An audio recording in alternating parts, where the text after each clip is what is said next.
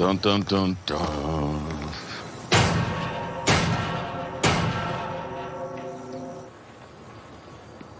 Service. Hold this.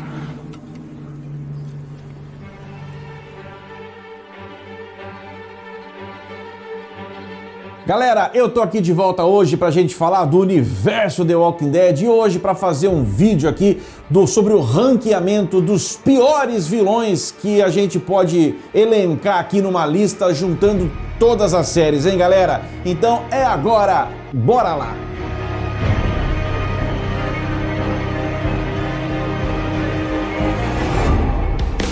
E aí galera, Spótico na área, eu sou o André Moura e desejo que a força esteja com cada um de vocês. Ao longo de todas as séries tivemos muitos vilões, não vou falar de todos aqui, por exemplo, teve aquela galera lá, os Reapers, né, que da onde veio a Leia, que o Daryl teve um envolvimento romântico com ela, foi um grupo perigoso, bem armado, foi, mas que também, convenhamos, resolveu até bem rápido a situação, né? Você vai ver que na minha lista aqui eu tirei com dor no coração o nome do Troy Otto, lá de Fear the Walking Dead, que apareceu inclusive em 2 temporadas, né?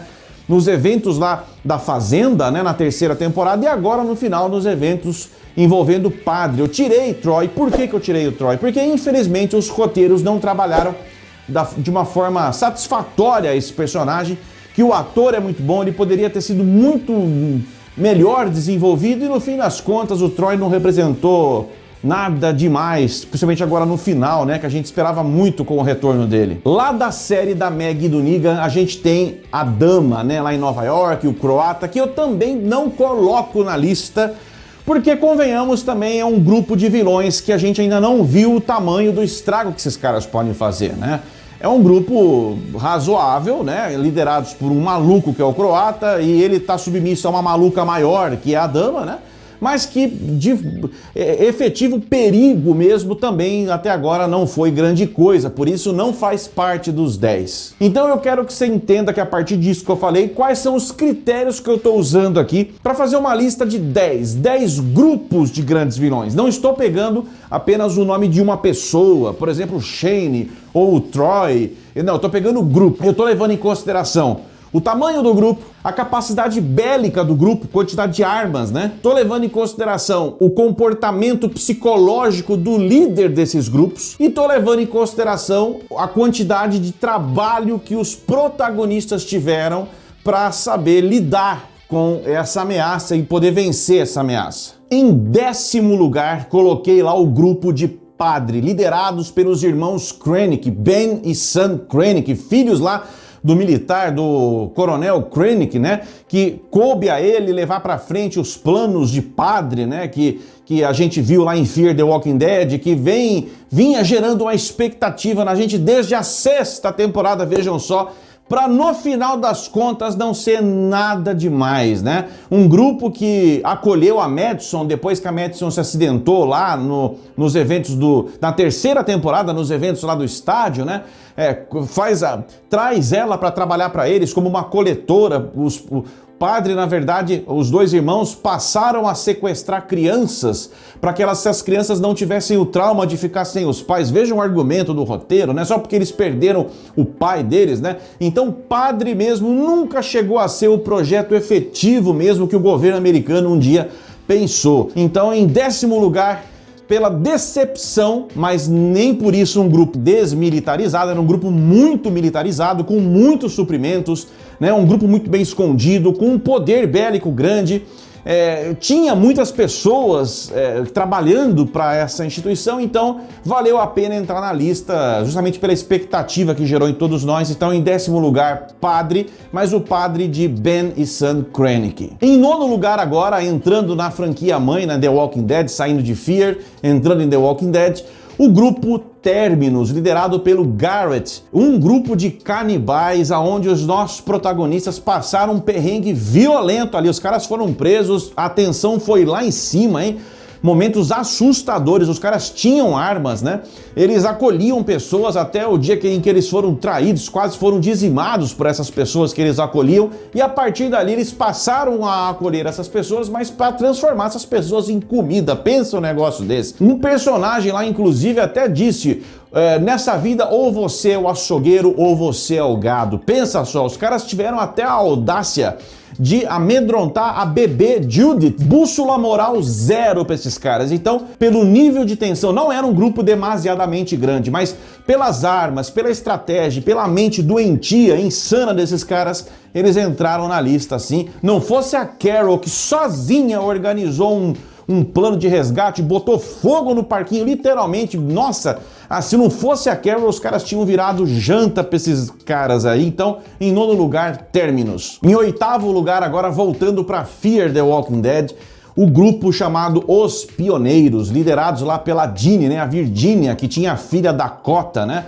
Era um grupo que a princípio era super acolhedor e tudo mais, mas resumindo, né? Esse grupo vivia sob a liderança dessa moça, a Jeannie, né?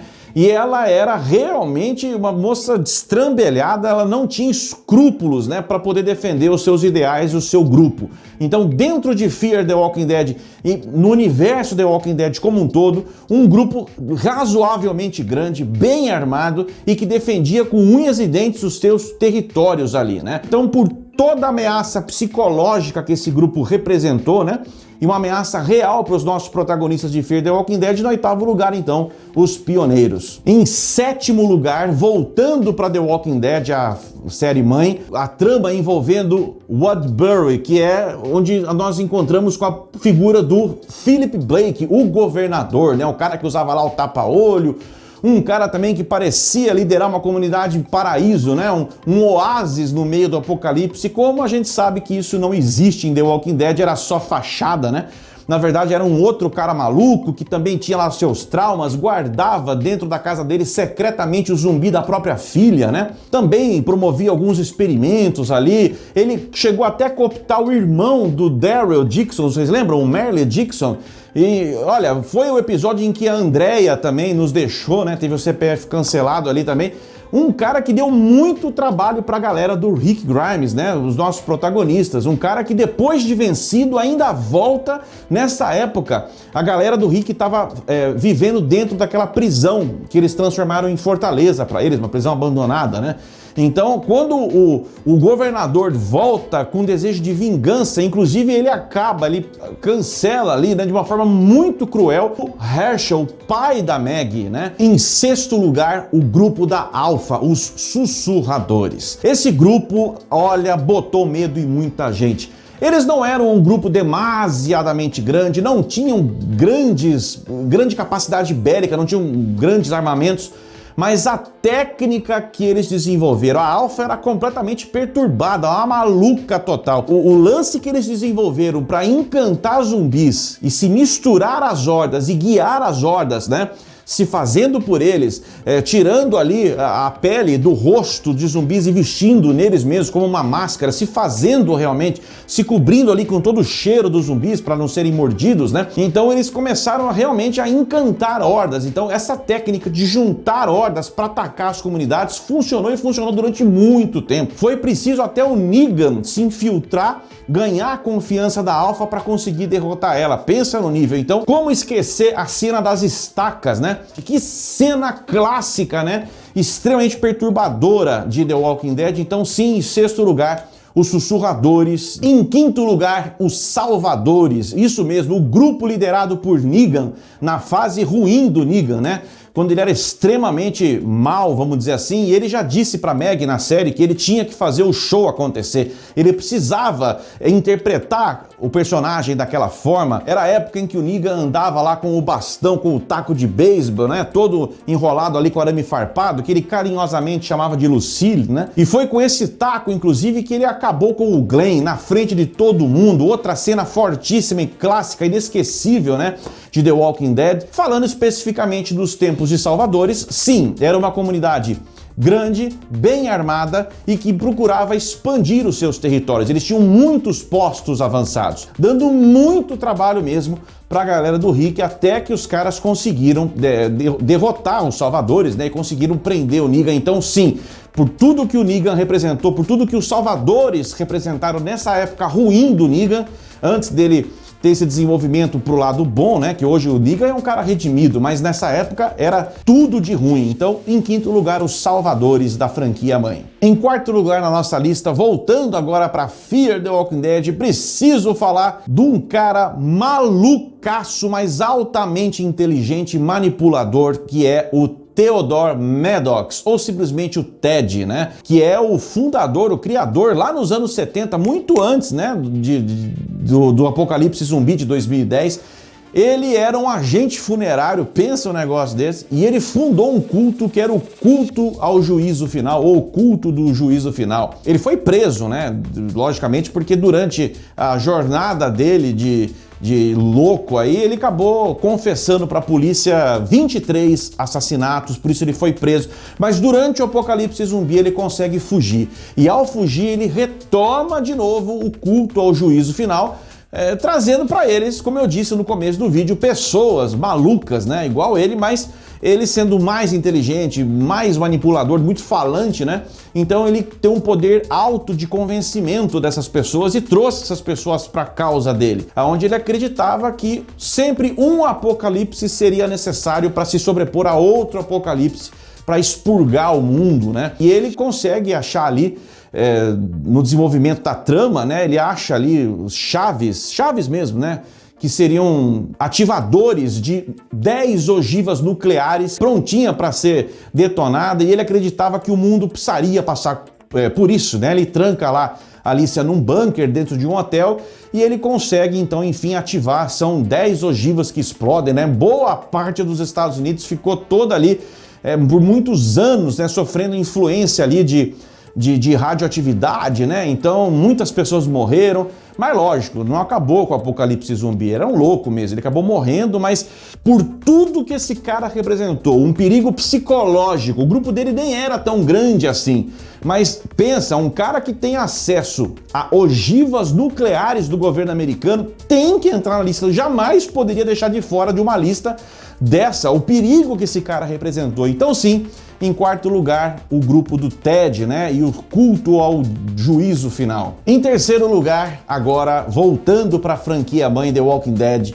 a galera de Commonwealth. Sim, uma galera altamente militarizada, liderada por uma política de quando o mundo ainda era mundo, né, Pamela Milton, com um cara muito astuto, que é o Lance Horsby, que sim, eles expandiam os territórios deles, os caras tinham até uma linha de trem ali para usar com suprimentos, os soldados todos com uniformes brancos, né, e grande armamento mesmo, armamento pesado, uma estrutura grande. Se a gente levar em consideração tudo que a gente viu na franquia mãe, naquele momento a gente estava diante da maior comunidade apresentada até o momento. Então sim, Commonwealth, pelo tamanho, pelo perigo e talvez até por algum tipo de contato com o CRM, né? Ficou essa dúvida no ar, né?